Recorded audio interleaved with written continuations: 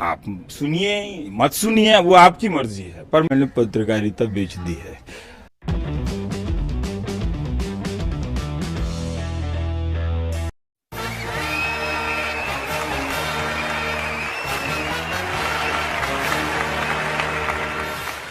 आज अगर ऐसी आसमान की बुलंदियों को छू रहा है तो उसका श्रेय सिर्फ एक इंसान को जाता है।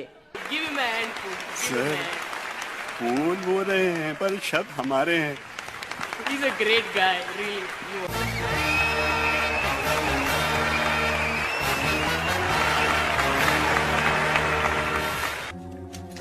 मुझसे बहुत बड़ी गलती हो गई। तुमने कछु किया ही नहीं। और हमने तो कुछ देखा भी नहीं।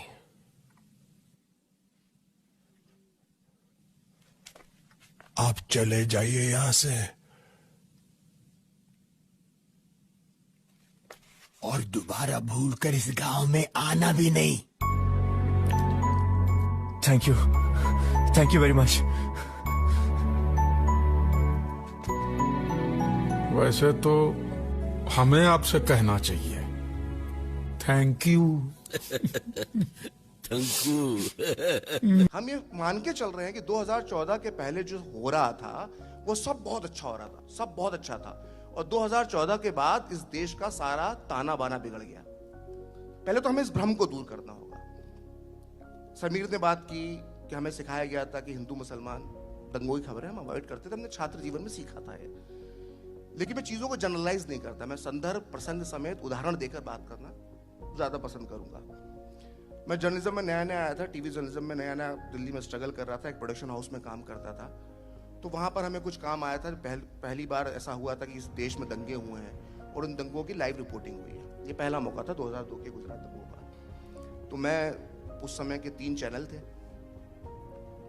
नाम लेने की जरूरत नहीं, 3 ही चैनल बड़े चैनल हुआ करते थे। तो सारे फुटेज मैंने देखे, उसको मैंने जहाँ जहाँ मुझे लग रहा था मैंने नोट किया। वहाँ पे मैं एक इंसान को बहुत ध्यान से देख रहा था, वो मेरा आदर्श हुआ करता था। और मैं मानता था कि वो उस समय, और सभी लोग मानते हैं कि उस समय वो टीवी इंडस्ट्री का सबसे बड़ा रिपोर्टर था, सबसे चार्मिंग रिपोर्टर था। और आज भी एक बड़े संपादकों में और बड़े पत्रकारों में, न सिर्फ टीवी बल्कि पत्रकारिता के, भारतीय पत्रकारिता में एक बड़े नाम के तौर पर उसे जाना जाता है। अब देखिए, सच जो मैंने कहा, सच दिखाना चाहिए। सच दिखाने का तरीका क्या होना चाहिए? आप बोलते हैं निष्पक्ष होना चाहिए। आप निष्पक्ष होने के नाम पे कहते हैं कि दोनों तरफ की बातें बताओ जी, इसका पक्ष भी बताओ, इसका पक्ष भी बताओ। लेकिन पक्ष बताते वक्त क्या खेल होता है, क्या नैरेटिव सेट होता है? इसे हम राम भक्त कहेंगे क्योंकि ये खुद ही अपने नाम के आगे राम भक्त लगा गया था। अच्छा तो नहीं लगता लेकिन कहेंगे, क्योंकि उसने ये इस तरह से बोला है। आज पूरे दिन किसी ने नहीं कहा कि आप इसको आतंकवादी लिखो। तो 24 फरवरी को उत्तर पूर्वी दिल्ली में इस लाल टी शर्ट वाले लड़के को पिस्टल चलाने की हिम्मत नहीं होती। पुलिस की हालत यह है कि अभी तक गिरफ्तार नहीं हुआ है। पुलिस साफ कहती है कि शाहरुख है, मगर आप सोशल मीडिया में देखिए अनुराग मिश्रा बताया जा रहा है। और ये 2014 की बात नहीं हो रहा। ये जो मैंने कहा ना आपसे कि ये बीसी और एडी वाला मामला नहीं है। अब क्या हो रहा है, 2002 के दंगों की वो सबसे बड़ा देश का टीवी पत्रकार रिपोर्टिंग कर रहा है। और जब गोधरा की जब रिपोर्टिंग कर रहा होता है वो, तो वो ये बहुत क्लियरली कहता है, हो सकता है उसको आम आदमी ना समझ पाता हो लेकिन एक जर्नलिस्ट समझ सकता है। वो कहता है कि एक मॉब ने, जिसका कोई चेहरा नहीं, मॉब ने एक बोगी पर हमला किया। ये शब्द हैं, जिसको भी शक हो वो जाके चेक कर दे उस चैनल की लाइब्रेरी के अंदर। वो कहता है कि एक मॉब ने एक बोगी पर हमला किया। लेकिन जब वो नरोडा पाटिया में होता है तब वो कहता है हिंदू मॉब ने एक मस्जिद पे हमला किया। अब जब आप उससे सवाल पूछेंगे तो वो ये कहेगा कि मैंने तो दोनों पक्ष दिखाए, मैंने तो गोधरा की भी रिपोर्टिंग करी, मैंने तो नरोडा पाटिया की भी रिपोर्टिंग करी।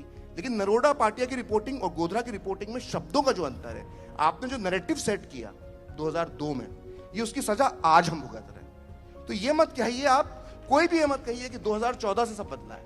ये हमारे जर्नलिज्म के अंदर ये शुरुआत से कहीं ना कहीं सो कॉल्ड, जिसको हम भक्ति काल कह सकते हैं, जो आप अक्सर इस्तेमाल करती हैं, ये हमेशा से रहा है। अब दिक्कत क्या हो रही है? अब दिक्कत ये हो रही है कि पहले एक तबका था, हम सबने न्यूज रूम में देखा है, और अगर इधर यहाँ बैठा जो भी जिसने 2 दशक का जिसको अनुभव है, वो न्यूज रूम को और जो भी प्रिंट में रहा है उस अनुभव को जानता है कि एक इकोसिस्टम काम करता था, एक आइडियोलॉजी काम करती थी, वही कब्जा करके बैठे थे, दूसरा तबका बोलता नहीं था।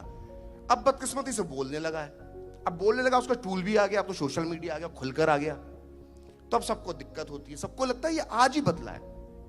ये जो काला इतिहास है ना, ये हमेशा से ऐसे ही रहा है। पक्षपात किसने किया मैं बता सकता हूँ, मैं कर रहा हूँ। मैंने पत्रकारिता बेच दी है।